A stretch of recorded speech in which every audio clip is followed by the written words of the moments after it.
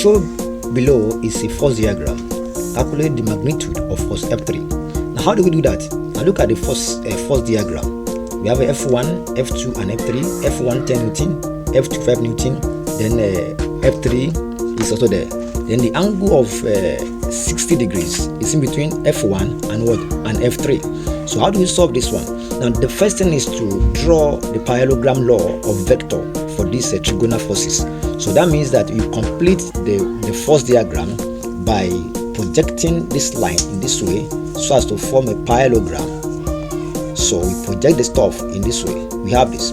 Then, having done this, now you project another line from the center, which is our resultant R.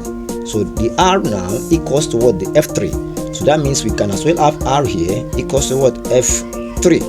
So having done that, being parallelogram, this side here is equal to here. So here we have F1 also equal to 10 Newton. So having gotten that, the angle between F1 and F2 is 60.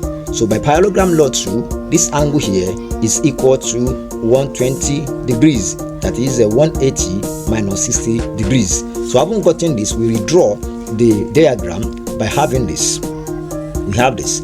So we have the triangle in this way. So here is 120 degrees. Here is the resultant, which is F3. And here is 10 Newton. And this one is also 5 Newton. Now, having this triangle in this manner, the best way to find the F3 is by applying the cosine rule. So we come to this direction, that is the F of 3, by applying the cosine formula. F3 all is squared equals to F1 all is squared plus F2 all is squared minus 2 times F1 times F2 times the cos of F3.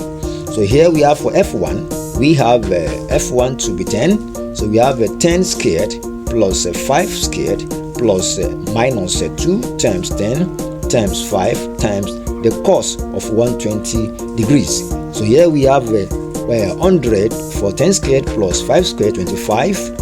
Then minus 2 times 10 times 5, that will be 100 times. Then the cos of 120 is equal to minus 0.5. So having gotten that, we have what? This plus this, that will be 125. Then minus times minus, that will be plus. So 100 times 0.5, that will be 50. So here we have 175. F3 all in squared equals to that. So now we have F3 now equals to plus or minus the square root of 175. So here we have F3 equals to 13.2 Newton. To the plus or minus of 13.2 Newton. So we can as well say F3 equals to 13.2 Newton. Please like the video and subscribe. Thank you.